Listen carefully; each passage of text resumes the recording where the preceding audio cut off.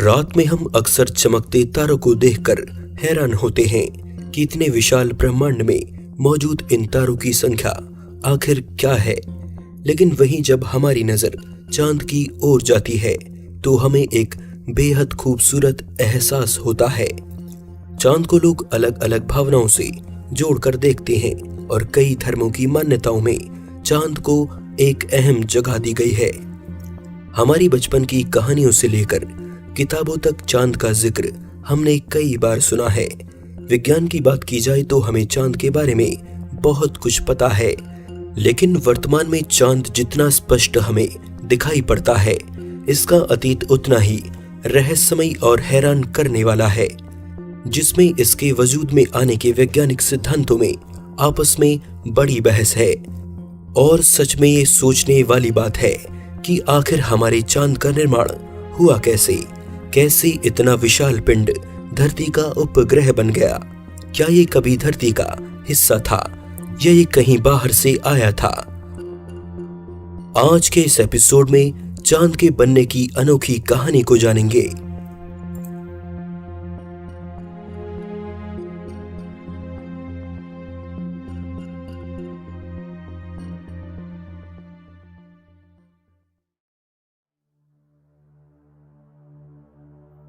हमारे चांद के वजूद में आने की कई थ्योरीज आज हमें पता हैं, लेकिन उन सब की शुरुआत आज से 4.5 अरब साल पहले होती है। शुरू में जब हमारा सौर मंडल बन ही रहा था, उस समय ये आज के जैसा नहीं था, जिसमें कुछ प्लैनेट्स उसके बीच मौजूद सूर्य के चक्कर लगाते हों, बल्कि इसकी जगह यहाँ मौजूद थी धूल और गैस से भरी एक विशाल डिस्क, जिसके अंदर गैस संपीड़ित होकर इसे गोल गोल घुमा रही थी। जो पदार्थ सबसे ज्यादा डेंस यानी ठोस था, वह डिस्क के घूमने की वजह से उसके केंद्र में आ गया था और फिर हमारे सूर्य ने जन्म लिया। सूर्य के जन्म के बाद इसके आसपास मौजूद गैस का वो बादल थोड़ा छट गया। बचे हुए पदार्थ के आपस में मिल जाने से हमारे सौर मंडल के बाकी प्लैनेट्स वजूद में आए, जैसे कि हमारी धरती। लेकिन ऐसा नहीं है कि हमारे सौर मंडल में मौजूद ग्रहों की संख्या जितनी आज है उतनी उस समय रही होगी, बल्कि उस समय हमारे सौर मंडल में तैर रहे विशालकाय और भारी पिंडों की संख्या काफी ज्यादा थी, जो उस समय तक इधर उधर भटकते रहे जब तक कि उन्हें अपने से बड़े पिंड की ग्रेविटी के प्रभाव में आकर परिक्रमा करने के लिए एक स्थिर रास्ता नहीं मिल गया। माना जाता है कि ऐसा ही एक पिंड हमारी धरती के प्रभाव में आया और हमारा चांद बन गया। उस समय बेहद करीब से गुजरे इस पिंड को धरती ने हमेशा के लिए अपना बना लिया, जो इसकी परिक्रमा करने लगा। विज्ञान में सिद्धांत को कैप्चर थ्योरी कहा गया। सैद्धांतिक तौर पर ऐसा कहना सही हो सकता था, लेकिन इसे सच मानने के लिए वैज्ञानिकों को ठोस सबूत चाहिए थे। इस थ्योरी का सबसे बड़ा आधार ये बात थी कि अगर चांद वाकई कैप्चर थ्योरी के हिसाब से धरती के प्रभाव में आया था, तो इसकी प्रकृति भौगोलिक तौर पर धरती से अलग होनी चाहिए थी। यानी चांद और धरती जिस पदार्थ से बने थे वो पूरी तरह से अलग होने चाहिए थे। तभी ये सिद्ध हो पाता कि वाकई चांद और धरती अलग अलग तरह से वजूद में आए और बाद में ग्रेविटी से आकर्षित होकर ये एक दूसरे के साथ आ गए। इसके लिए हमें चांद और धरती की चट्टानों की आपस में तुलना करने की जरूरत पड़ी। हमें चंद्रमा से कलेक्ट किए चट्टानों के टुकड़ों और ठीक उसी के जैसे धरती पर पाए गए चट्टानों के सैंपल्स चाहिए थे। इसके लिए सबसे सटीक टुकड़े मिनरल्स के साबित हुए, क्योंकि इस तरह के चट्टानी टुकड़े धरती पर ज्वालामुखी वाले इलाकों में पाए जाते हैं। अनॉर्थोसाइट ऐसे ही नमूनों में शामिल है, जो कि मैग्मा के ठंडा होकर जमने से बनता है। इसकी एक खास बात यह भी है कि हल्का होने की वजह से ये किसी भी चट्टान के सबसे ऊपरी भाग पर जमा हो जाता है, जिससे इसमें समय के साथ अशुद्धियां नहीं आती। इसी को ध्यान में रखते हुए जब 1970 में अपोलो एस्ट्रोनॉट द्वारा लाए गए चांद के चट्टानी सैंपल्स की तुलना धरती के सैंपल से की गई, तो एक ऐसी बात सामने आई जिसने पूरे विज्ञान जगत को चौंका दिया।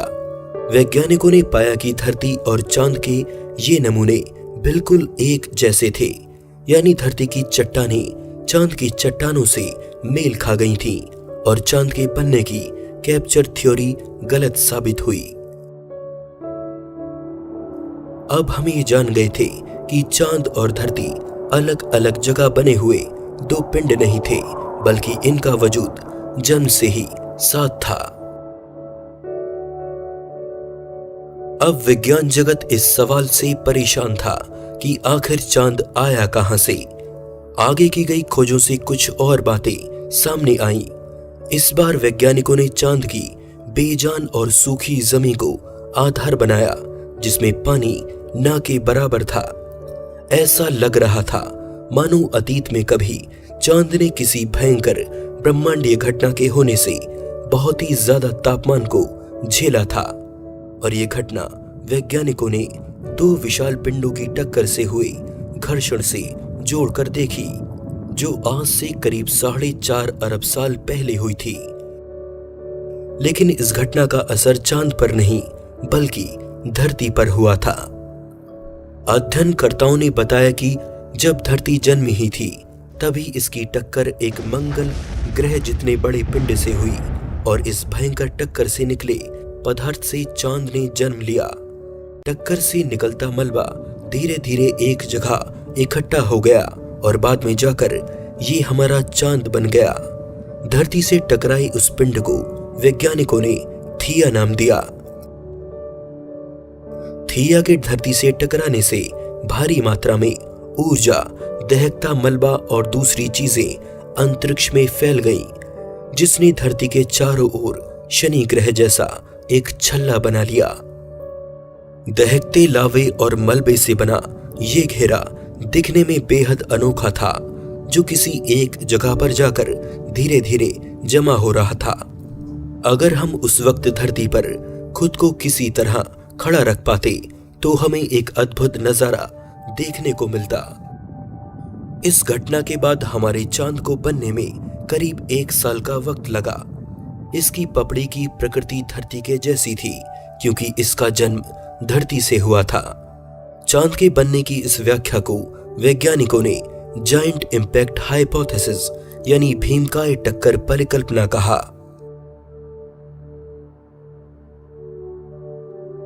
ये थ्योरी विज्ञान जगत में सबसे ज्यादा सही मानी गई, क्योंकि ये चांद के जन्म से जुड़े ज्यादातर सवालों के जवाब देती थी। लेकिन अब भी इस थ्योरी में कुछ कमी थी, और इस कमी का पता तब लगा जब हमने चांद के उस हिस्से में अपने मिशंस भेजे जो धरती से दिखाई नहीं देता। वहां के मिले डेटा से हमें बहुत चौंकाने वाली बातें पता चली, जो इस थ्योरी को चुनौती देती थीं। वैज्ञानिकों को इस बात के सबूत मिले कि उस टक्कर से केवल चांद ही नहीं बल्कि चांद के आकार से छोटा एक और पिंड उस वक्त वजूद में आया था, जिसे हम चांद का जुड़वा भी कह सकते हैं। सन 1959 में पहली बार इंसान ने भेजे गए स्पेस प्रोब से चांद की दूसरी ओर की तस्वीरें ली। ये चंद्रमा का वो भाग होता है जिसे हम धरती से देख नहीं सकते, क्योंकि चांद का एक हिस्सा हमेशा धरती की तरफ रहता है और दूसरा उसके विपरीत, जो हमारे लिए हमेशा एक पहेली बना रहता है कि आखिर चांद के उस पार क्या है। वैज्ञानिकों ने जब चांद के उस पार की तस्वीरें देखी तो उनमें कुछ अलग ही कहानी नजर आई। ऐसा लग रहा था मानो चांद का बनना उतना आसान नहीं था जितना कि हम सोच रहे थे। तस्वीरों ने चांद के एक गहरे राज को सामने रखा। अगर आज रात चांद आसमान में दिखाई पड़ रहा है तो उसे गौर से देखिए। उसमें आपको क्या दिखाई देता है?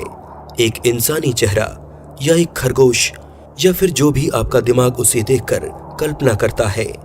चांद पर मौजूद इन धब्बों से कई कहानियां जुड़ी हैं, लेकिन ये धब्बे हमें चांद के बारे में एक अहम बात बताते हैं।